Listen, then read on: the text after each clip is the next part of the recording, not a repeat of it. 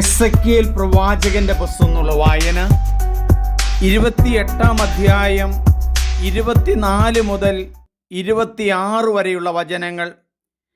ഇസ്രായേലിന് രക്ഷ പാർട്ട് 2. ഇസ്രായേലിനു രക്ഷ. 24-ാം വചനം.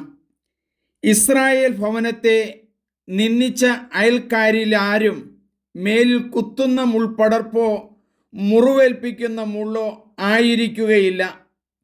ഞാനാണ് ദൈവമായ കർത്താവ് എന്ന് അപ്പോൾ അവർ പറയും.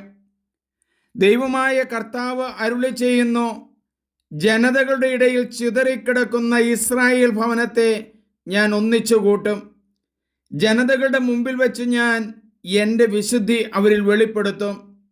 എൻ്റെ ദാസനായ യാക്കോബിന് ഞാൻ നൽകിയ അവരുടെ സ്വന്തം ദേശത്ത് അവർ വസിക്കും.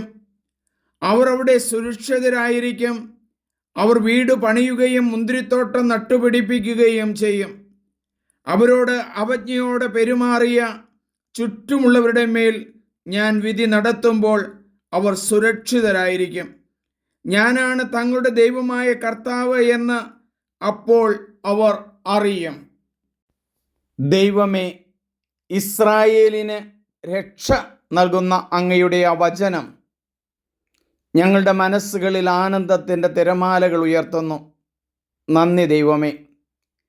ഇസ്രായേലിന് ചുറ്റും ക്രിസ്തുവിൻ്റെ വരവിന് മുമ്പ് എത്രയോ രാജ്യങ്ങളാണ് ആക്രമിച്ചിരുന്നത്. അവരിൽ നിന്നും എല്ലാം രക്ഷിച്ച് സ്വന്തമായൊരു രാജ്യം നൽകുമെന്ന് അവരോട് അരുളി ചെയ്തു.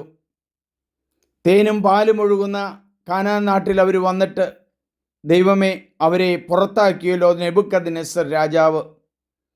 തുടർന്ന് അവർ വീണ്ടും ദൈവത്തിൻ്റെ വചനത്തിൽ വിശ്വസിച്ച് മുന്നേറിയപ്പോൾ സ്വന്തമായ രാജ്യം അവർക്ക് ലഭിച്ചല്ലോ. ഇന്നും അവരുടെ സ്വന്തമായ രാജ്യത്തെ ആക്രമിക്കുന്നത് ഞങ്ങൾ കാണുന്നു. ദൈവവചനത്തിലൂടെ വെളിപ്പെടുത്തി തന്ന കാര്യങ്ങൾ എത്രയോ സത്യമാണ്. ദൈവത്തെ ആശ്രയിക്കുന്നവർ വീണ്ടും കഴുകന്മാരെ പോലെ ചിറകടിച്ചുയരും. ഓടിയാൽ തളരുകയില്ല, നടന്നാൽ ക്ഷീണിക്കുകയുമില്ല. വചനത്തിൽ ഞങ്ങൾ വിശ്വസിക്കുന്നു.